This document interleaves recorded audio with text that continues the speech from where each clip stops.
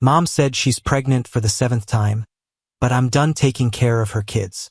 I moved out, but she called the police on me, and this is what occurred. Hey, Reddit. This isn't just about 7 kids, though. We're talking about a full-blown 7 deadly sins home version. Check for greed. Anger. Oh boy. Check again. It's long and a jumble. If I hadn't lived it, I'd say BS too. Here's how it all happened. Al 18 is a man. Start at the beginning. See this. Parents who were virtually kids when they had me. Dad was 20 and Mom was 19. That's some real Einstein-level family planning. We slept at my grandparents' house since teens who work for minimum wage can't afford their own apartment. The time I spent living with my grandparents when I was a kid was the happiest time of my life. My grandpa, who we'll call Gramps, was an old-school mechanic who taught me how to do everything from change oil to rewire outlets. With duct tape and persistence, this guy could mend anything. The man's garage was like a dream come true for me as a kid. Tools that were organized, real workbenches, and projects that made sense. My grandma, Nana, was like Martha Stewart, except she was warm, prepared everything herself, kept the house clean, and never made me feel like a burden. There was always something fantastic going on in the kitchen, and there was always a new batch of cookies cooling on the counter. But this is what actually made those years special. My grandparents made me feel like I was important. Nana would make hot chocolate and really listen to what occurred when I had a difficult day at school.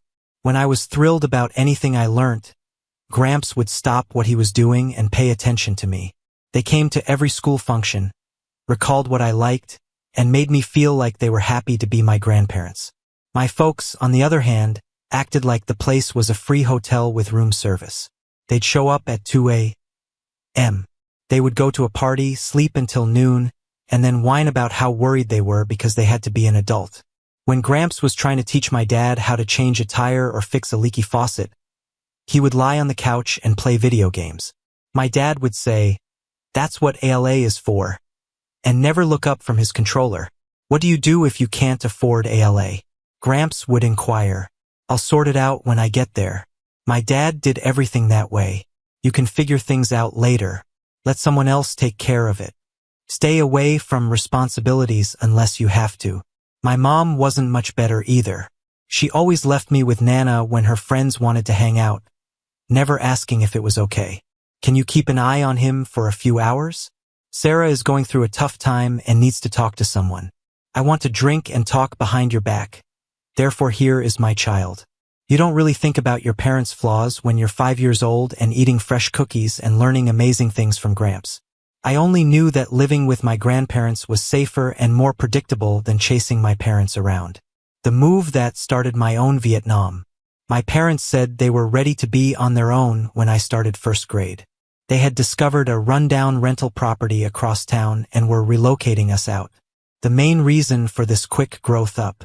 Mom was going to have another baby. I was really looking forward to it. We'd finally have a young brother or sister and a place to live. If I could go back in time and slap some sense into my 6-year-old self, I would. In almost every regard, the house was worse than the last one. I can't go to Gramps' workshop anymore to learn how to use tools. No more cooking by Granny. Whatever frozen junk my parents could microwave. The place was a small 2-bedroom rental with flimsy walls, creaky floors, and a kitchen that was too small for 2 people. My parents acted like they had moved into a mansion. "Look, we have our own place," my mom would say.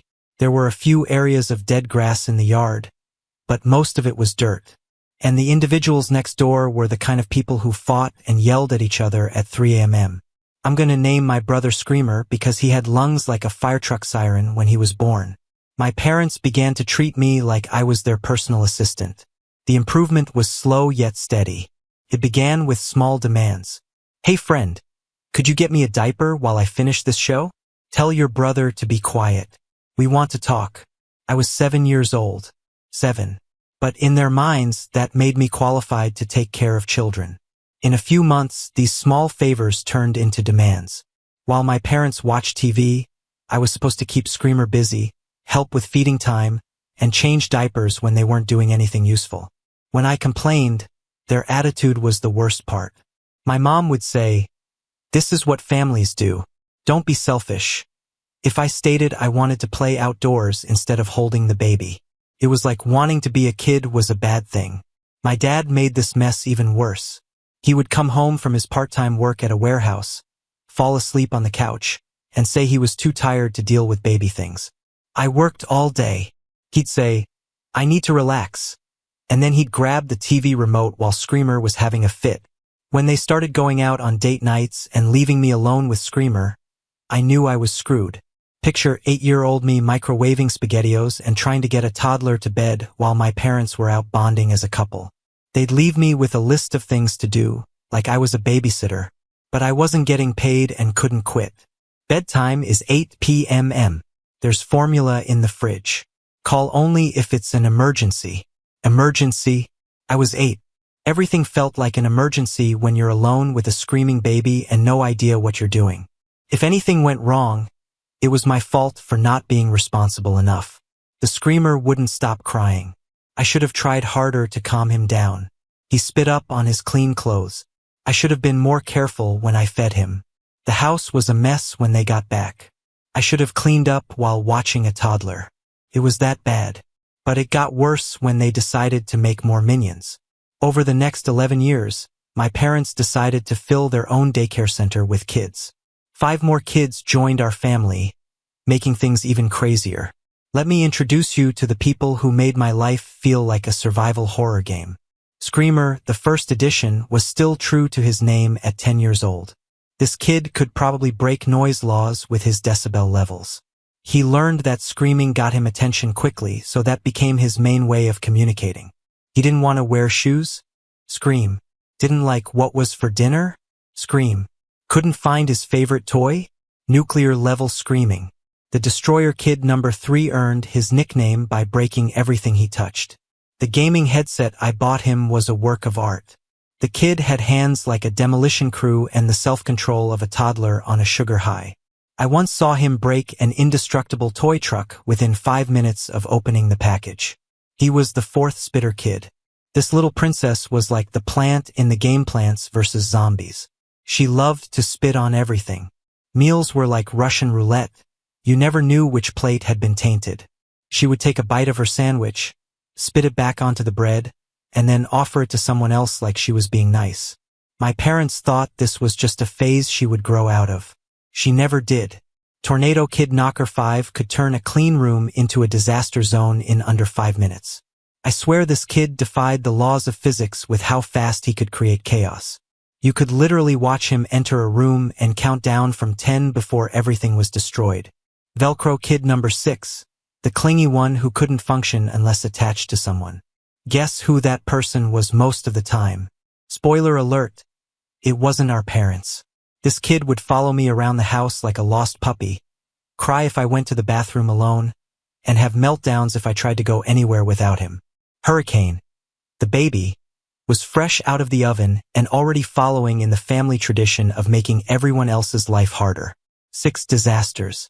Each new addition meant more responsibilities dumped on me. My parents' logic. You're so good with kids. Translation. We're too lazy to parent, so that's your job. Now, here's a perfect example of the dysfunction.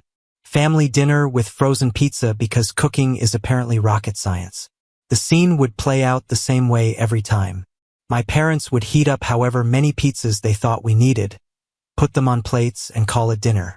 If Spitter didn't like the pepperoni, it went straight on the floor. Not picked off onto her plate, not offered to someone else. On the floor. When I pointed out that this was disgusting and unsanitary, my dad said, "Kids will be kids. At least she's eating the rest." There were no repercussions or lessons to be learned. They just accepted that we were living in a barn and that I was supposed to clean it up. Can you get that pepperoni before someone steps on it? Public outings were my own personal hell. Imagine me chasing Tornado through Target as Screamer had a fit because we wouldn't buy him a toy. Destroyer knocked over a display of soup cans that had been carefully stacked. Spitter was licking the handle of the shopping cart, and Velcro was stuck to my calf, making it hard for me to walk. My parents were standing there like tourists watching street performers, and they kept saying, "Stop that!" without really doing anything to stop anything. People shopping would stare at us like we were in a wildlife documentary. I just wanted to disappear or wear a shirt that said, "Not my kids, not my choice," to avoid the judgmental looks. One lady told my mom to control her kids during a particularly spectacular meltdown in the cereal aisle. My mom said they were just kids. Some people are so judgmental. Lady, your kids just ruined an end cap display and are now using Cheerio boxes as soccer balls. That's not being kids. That's being wild animals that happen to walk on two legs. The car rides to and from these disasters were almost worse than the public scenes. There were 7 people in a minivan that smelled like dead rats and diapers. I was trying to keep them all from killing each other while my parents fought about money, directions, or whose turn it was to deal with the next crisis. Are We There Yet? Became the soundtrack of my teenage years, along with He's Touching Me, I Have to Pee, and the never-ending chorus of baby crying. As I got older, my parents' expectations changed from help out sometimes to you are now our unpaid employee. They always told me I had to babysit every weekend, every school break, and every time I wasn't in class. They never asked. They just said, "We're going to dinner Saturday. You will take care of the youngsters." Made plans with friends. Too bad. School event not important. Normal teenage activities. Selfish waste of time. Friday nights became a particular source of frustration. While other kids my age were hanging out, going to movies, or just being normal teenagers, I was home changing diapers and trying to get 5 kids to bed at reasonable hours. When I was 15, I reached my breaking point. My friend Jake was having a party with just kids from school. They were just hanging out and playing games, which is what I had been looking forward to for weeks because I never got to do normal teenage things. My parents said I could go, which shocked me. For once, they seemed to understand that I needed some kind of social life. I was so excited to finally hang out with people my own age without having to worry about diaper changes or meltdowns. But 2 hours before the party, they dropped the bomb. Plans had changed. We were going to see the late movie instead. The way they said it made my blood boil. It was like my plans were just a little bit of trouble that could be ignored. But you said I could go to Jake's. Plans change. Family comes first. I lost it. I'm 15. Not their dad. My dad's face went dark. We give you food and shelter. The least you can do is help out when we need it. Stop being ungrateful. Unappreciative for wanting one night to be a normal teenager. That's when my cousin Paul came into the picture. Paul was my mom's nephew, about 25, and the complete opposite of our family's dysfunction. He'd been watching this whole situation unfold over the years during family gatherings. And that night, he happened to show up just as my parents were getting ready to leave for their movie. "Where is he going dressed up?" "Hey, Paul," he said, looking at me in my nice clothes. "Oh, he was supposed to go to some party, but we need him here," my mom said, as if canceling my plans was as normal as changing the TV channel. Paul looked between me and the little demons, who were already starting to destroy things. When was the last time this kid got to hang out with friends? He hangs out with his siblings all the time, which isn't the same thing. Paul turned to me and said, "Go to your party. I'll watch them." My mom started to protest, but Paul shut it down with the kind of calm authority I wish I had. He's 15. He should be hanging out with kids his own age, not yours. Boom. The first person in my family to really understand what was going on. My parents tried to argue, but Paul wouldn't budge. "I'm not a teenager. You can guilt trip. Either I watch them or you stay home. Your choice." That night at Jake's party was the first time in years I felt like a normal kid. We played video games, ate pizza that nobody spit on, and I didn't have to worry about anyone's bedtime but my own. From then on, Paul was like the older brother I never had. He would check on me often, take me out of the house when things got too much, and wasn't hesitant to call my parents out on their bad behavior when he saw it happen. "You know this isn't normal, right?" he asked me when we were on a quest to get ice cream. "It's just how our family works," I said, repeating what my parents had taught me. "No, it's how your parents avoid their responsibilities. There's a difference, kid." Having someone finally validate what I'd been feeling for years was like getting permission to be angry about my situation. Junior year brought the ultimate slap in the face. When Hurricane was born, my parents made a choice that still makes my blood pressure rise. Instead of putting the crib in their room like normal people do, they put it in mine. They said it was because I was so good with babies and they needed their sleep for work. They made this baby, but I was the one who had to give up sleep to take care of her because they had jobs. I was only 16 years old when I became a single dad to my baby sister. I had to feed her every 2 hours, change her diaper, deal with colic, and walk the floor for hours trying to get her back to sleep, all while trying to keep my grades up and not look like an extra from The Walking Dead at school. My room was basically a nursery with my bed in it. There was a crib against one wall, a changing table where my desk used to be, and baby supplies and bottles on every surface. My computer was moved to a corner where I could barely use it, and I couldn't have any privacy. My parents' bedroom was right down the hall, but they acted like it was in another time zone. The next morning, while I was stumbling around like a zombie trying to get ready for school, they said, "We didn't hear her crying." The whole neighborhood could hear Hurricane crying, but they chose to ignore it because they knew I'd handle it. The lack of sleep was brutal, and my grades started to drop. My friends stopped inviting me places because I was always tired or busy. My social life didn't just end. It was killed with malice of forethought. The academic effects were terrible. I went from being a solid B+ student to barely keeping a C average. Teachers started asking if everything was okay at home. But what was I supposed to say? My parents made me a single teenage dad. That seemed too crazy to be true. When my guidance counselor, Mrs. Patterson, called home about my dropping GPA, the conversation was unbelievable. "We're worried about his academic performance. His grades have dropped a lot this semester. Is everything okay at home?" My mom didn't miss a beat. "Oh, he's just going through a rebellious phase. You know how teenagers can be. Not applying himself like he should." Mrs. Patterson is clearly confused. "His teachers say he falls asleep in class a lot. Are you sure there's nothing wrong with his sleep schedule? He probably stays up too late playing video games. Kids these days don't know how to manage their time. Video games, right? Because I had so much free time." Mrs. Patterson suggested maybe I needed more support or fewer responsibilities at home to help me focus on my studies. My mom actually laughed. "Kids these days have it too easy. A little responsibility never hurt anyone. Builds character." The conversation ended with my mom promising to talk to me about time management and study habits, which translated to a lecture about how I needed to try harder and stop making excuses. That spring, I got the last academic kick in the teeth. I had been accepted into a competitive engineering summer program at the state university. It was 3 weeks of hard work that could have helped my college applications a lot.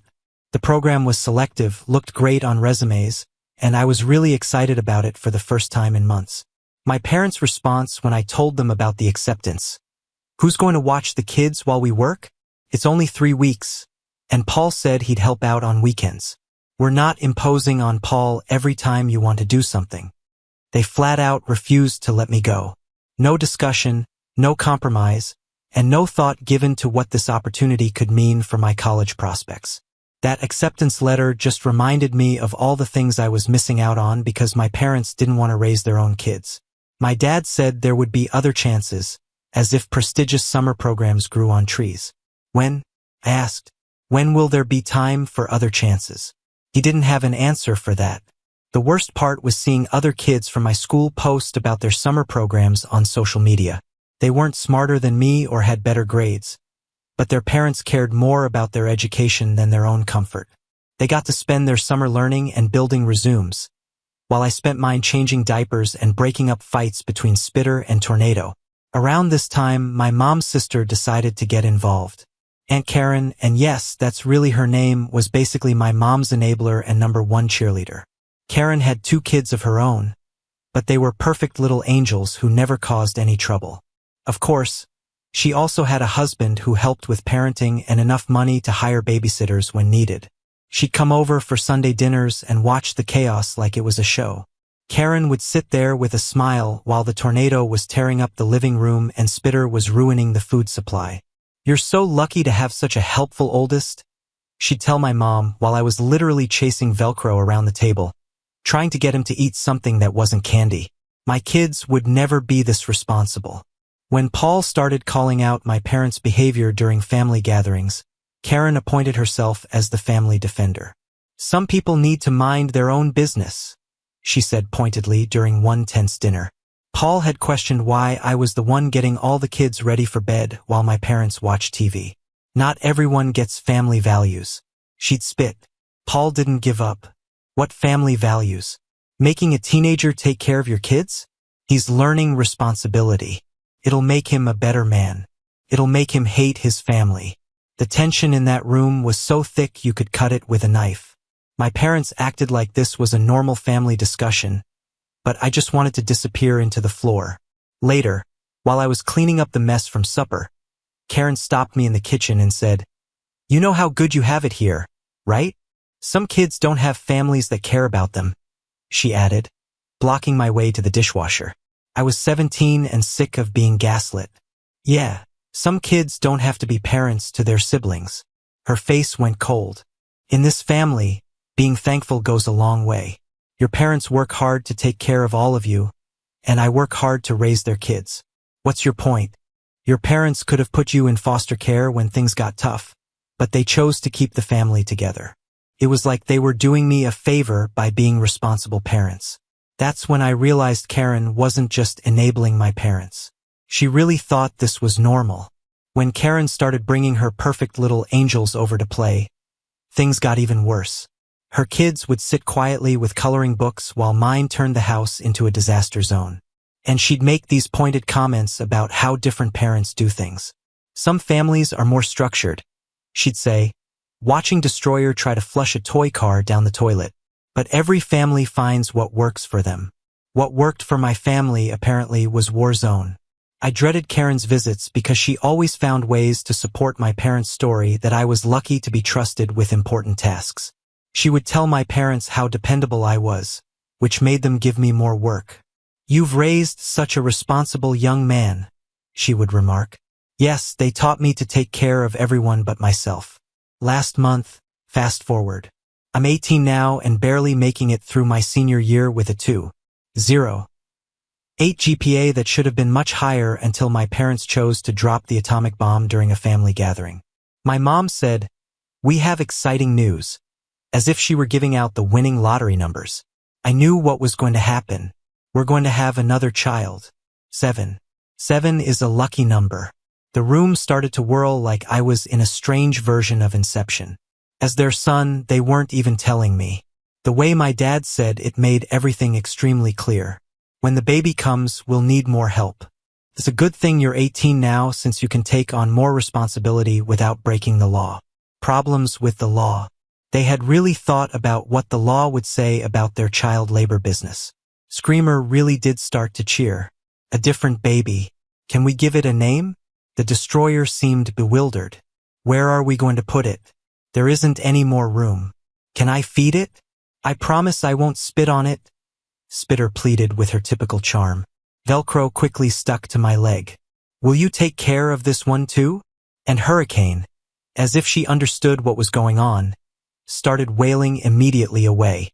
I looked at my parents and saw that they had learned nothing from the first 6 disasters. My mom was so happy that it seemed like this was the finest news she had ever shared. My dad had a smug smile on his face, as if he had just solved all of their issues by inventing another minion. At that point, something inside me just broke. I was done, totally done. I said goodbye, went to my room, which was still half nursery, and called Gramps. "Grandpa, they messed up again. Please help me. Please let me live with you." The quiet lasted about 3 seconds before he blew up. Not at me, but at the situation. "Those fools are having another child. What the hell is wrong with them?" I had never heard Gramps say a bad word before. I knew then that he was just as sick of my parents as I was. "Get your things together. We're gonna grab you right now." My parents were already hammering on the door and telling me to come out while I was packing. I didn't pay attention to it. I got some clothes, my phone and charger, and most importantly, my birth certificate and social security card. Thanks to our /legal advice for the tip.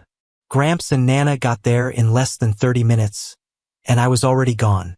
It was the angriest I had ever seen my grandparents. Gramps looked like he wanted to shake my parents until their teeth fell out. The sight on my parents' faces when they found out I was going. Just shock.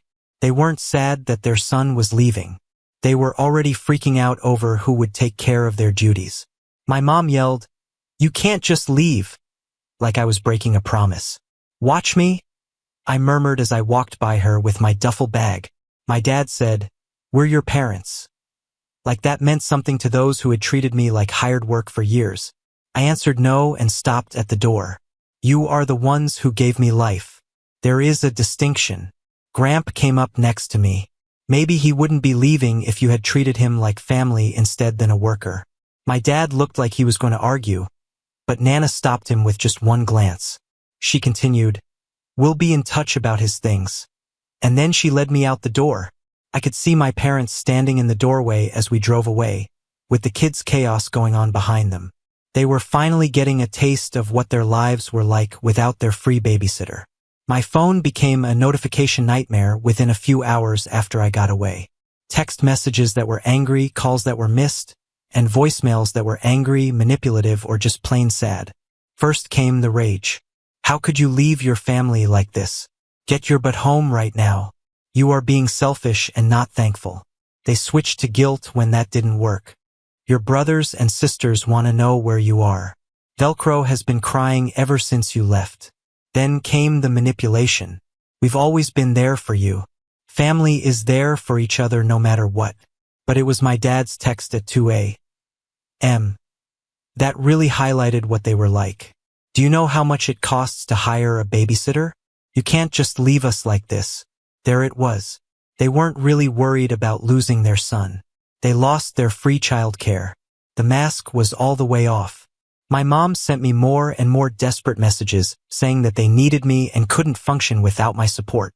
Not because they missed me as their child, but because I was important to how their house worked.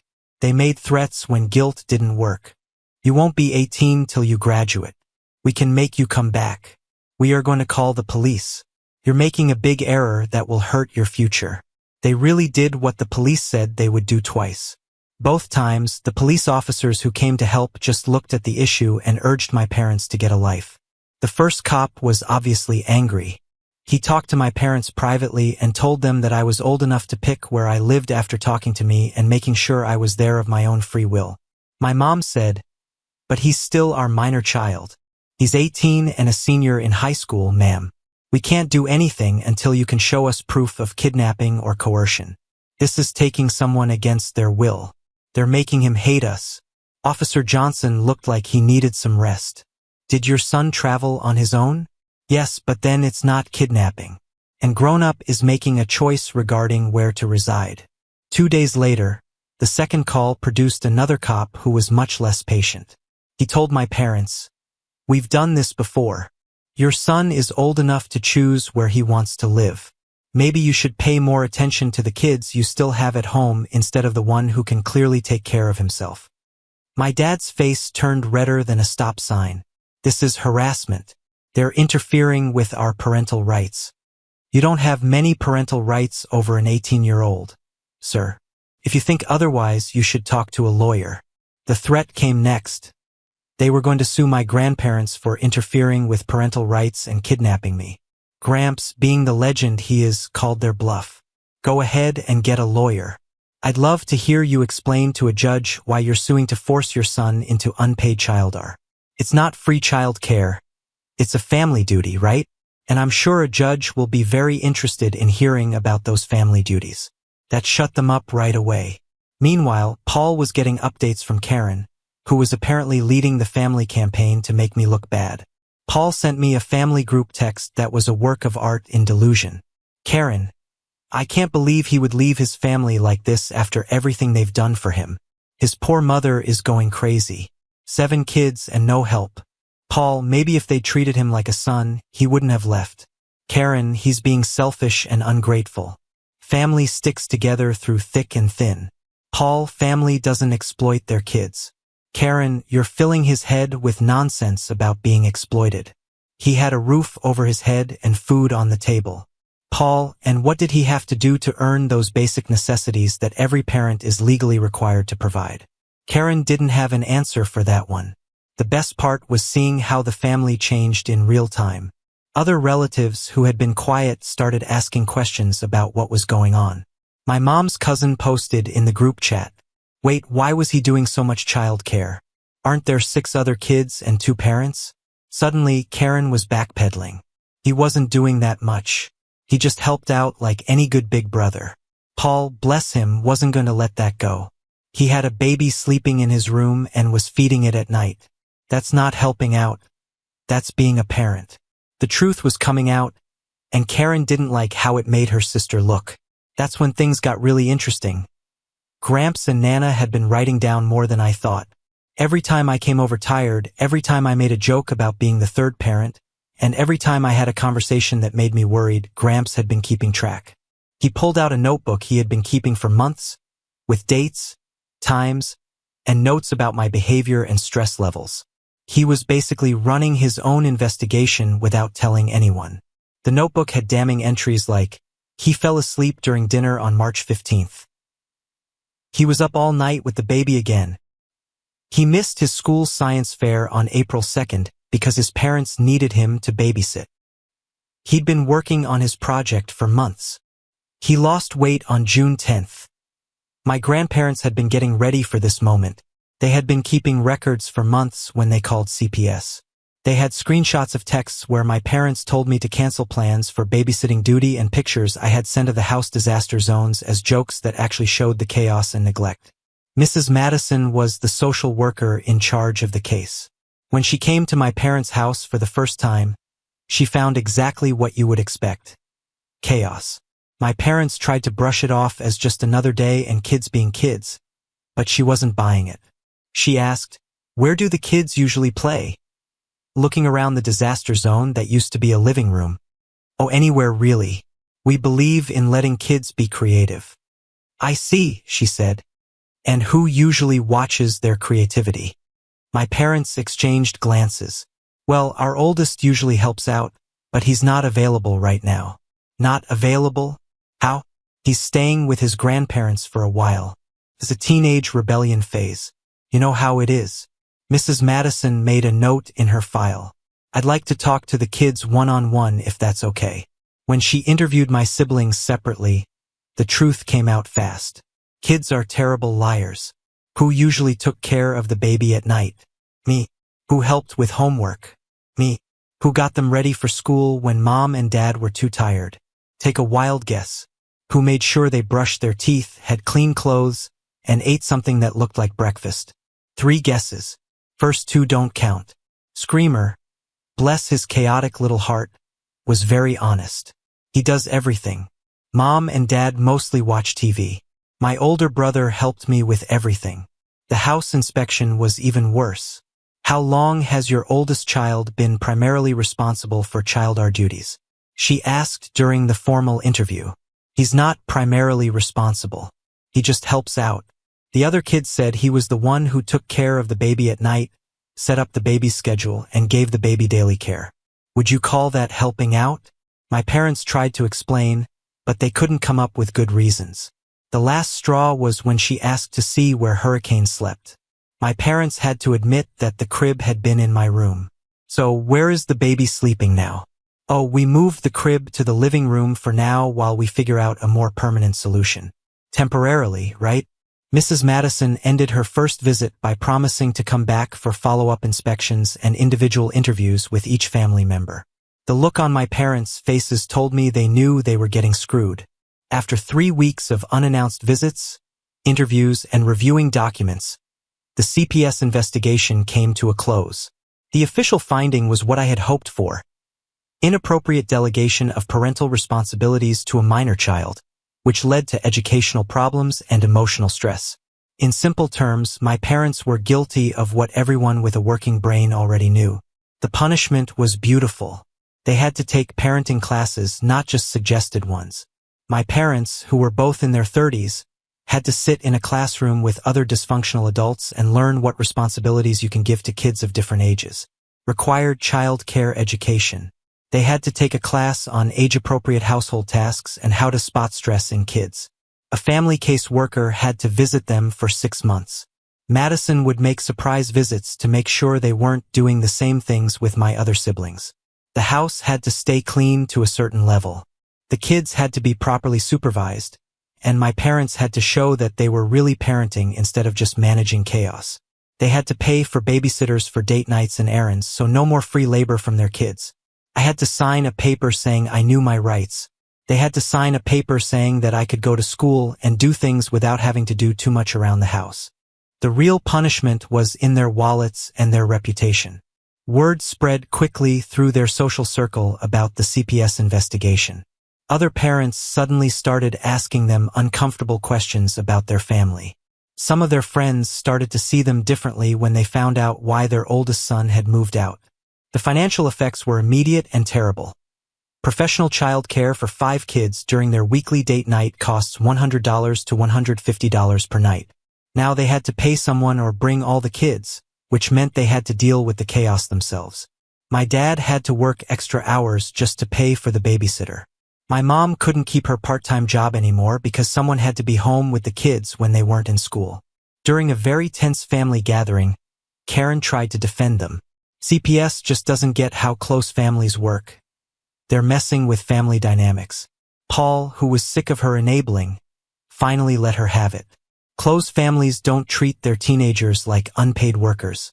Maybe if you'd spoken up instead of encouraging this mess, things wouldn't have gotten this far. I was supporting my sister, she defended. You were enabling child exploitation. The room went dead silent. Even my parents couldn't argue with that assessment. My mom's pregnancy became a source of stress instead of excitement.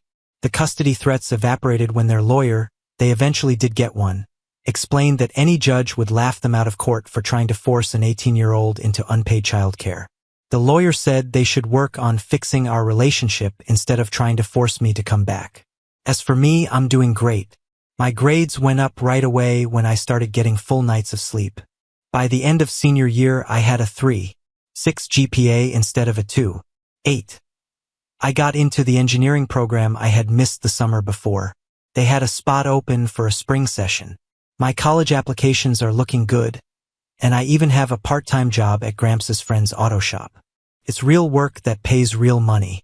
Gramps and Nana won't take any money from my parents for my expenses. We're investing in our grandson's future, Nana told my mom during a heated phone call. Something you should have been doing all along. The relationship with my parents is permanently damaged, but honestly, I'm fine with that. Some of my siblings started asking questions about why I left and why strangers keep visiting the house. Screamer asked Mom why I had to take care of Hurricane at night when that was parent stuff. It's okay, my mom said. Families have to help each other. But Screamer, who wasn't happy with imprecise explanations, shot back. But why didn't you help him with his homework the way he helped us? Out of the mouths of babes. Paul has become an even bigger part of my life, filling the big brother position I never knew I needed. The nicest thing is that my parents are finally discovering what it really takes to have 6 kids. Paul's answer was brilliant. Welcome to the real cost of parenting. Most people figure that out before they have 6 kids.